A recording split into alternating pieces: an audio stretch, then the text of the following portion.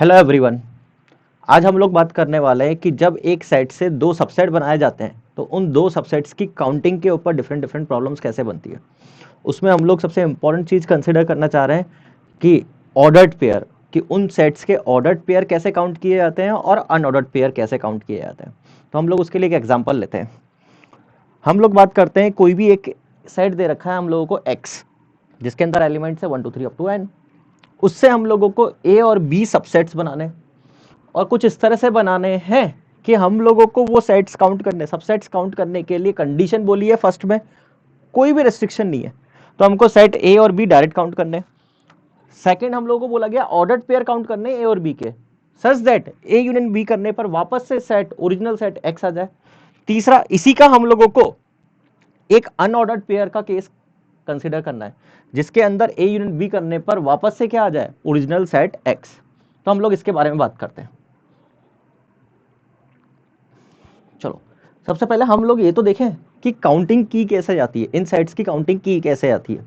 तो उसके लिए हम लोग बोल सकते हैं कि एक सेट x है तो उसके हर एक एलिमेंट के पास कितने कितने ऑप्शंस हैं, हम लोग उसकी बात कर लेंगे तो हम ओवरऑल काउंटिंग कर सकते हैं।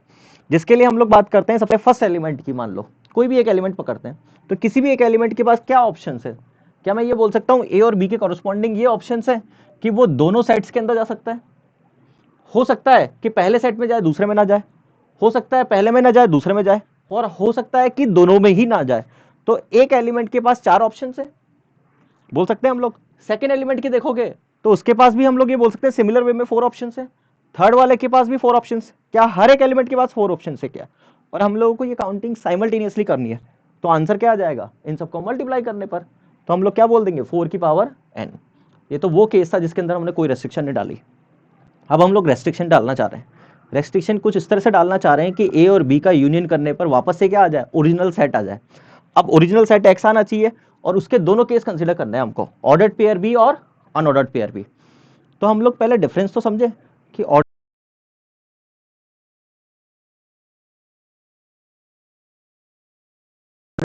होता है जो एग्जैक्टली परम्यूटेशन एंड कॉम्बिनेशन में होता है।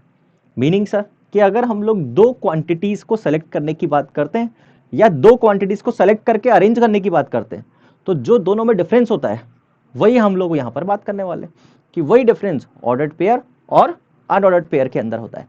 मैं इसके लिए एक छोटा सा एग्जांपल लेता हूं। मान लो आप लोगों के पास काउंटिंग नंबर है, मान लो 10। उनमें से आपको दो नंबर्स चूज करने, ठीक है। तो दो नंबर्स होने चाहिए 3 और 4। तो उनको चूज करने का तरीका कितना हो गया, एक। 3 और 4 को चूज करने का तरीका क्या हो गया, एक। फिक्स हो गया ये, एक ही तरीका है इनको 3 और 4 को चूज करने का। अब अगर हम लोग ये बोलें कि हमको दो नंबर्स ए और बी चूज करने, such that one of them is 3 and one of them is 4, उनमें से एक 3 और एक 4। अब हम लोग क्या बोलेंगे कि हमारे पास नंबर ऑफ वेज कितने हो गए, दो। कि एक बार ए को 3 बी को 4 लो, या ए को 4 बी को 3 लो। तो क्या ये दो केस हो गए क्या? अब डिफरेंस क्या रहा, डिफरेंस ये रहा कि जब हम लोगों ने पहले में दो नंबर सिर्फ सेलेक्ट करने की बात करी थी, तो हम लोगों ने उनका नाम या पोजीशन कुछ भी नहीं दिया था। तो हम लोग 3 और 4 सेलेक्ट करें या 4 और 3, दोनों का मतलब क्या होता है, एक ही। लेकिन जब हमने अगले केस की बात करी जिसके अंदर हमने दो नंबर ए और बी को सेलेक्ट करा, ए और बी को सेलेक्ट करा, तो ए और बी को सेलेक्ट करने का मतलब आपने उनका नाम दे दिया, यानी कि उनकी पोजीशन, पोजीशन के हिसाब से केसेस अलग हो जाएंगे।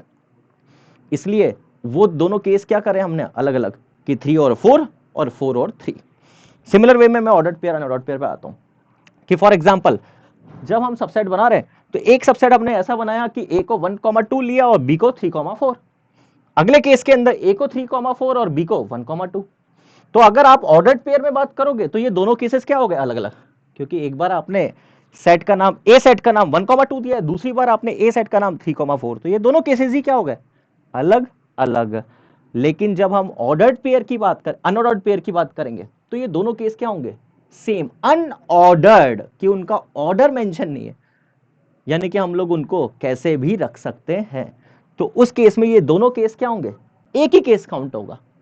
अनऑर्डर्ड कैसे काउंट करेंगे अभी बात करते हैं, पहले ऑर्डर्ड पेयर को काउंट करने की बात करते हैं। तो हम लोग क्या बोलना चाह रहे हैं कि ऑर्डर्ड पेयर को काउंट करने के लिए हम इतना सा बोल दें कि अगेन हर ऑप्शन के बाद कितने तरीके हैं। आओ,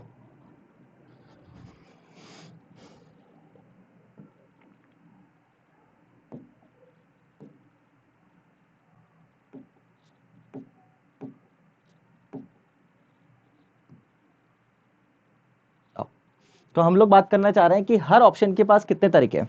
तो हम लोग क्या बोल रहे हैं कि ए और बी की बनाने की बात करनी है, लेकिन दोनों का यूनियन वापस एक्स आना चाहिए, यानी कि दोनों सेट्स का यूनियन करने पर ओरिजिनल सेट एक्स मिलना चाहिए।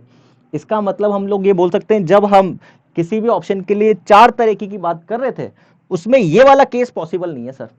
क्यों नहीं है पॉसिबल? क्योंकि इसके मीनिंग है कि वो दोनों सेट्स में नहीं जाएगा, और दोनों सेट्स में नहीं जाएगा तो वो एलिमेंट गायब हो गया एक तरह से, तो दोनों का यूनियन करने पर वापस वो नहीं मिलेगा।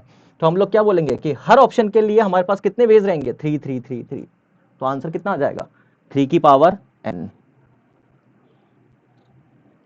अब हम लोग बात करते हैं अनऑर्डर्ड पेयर की।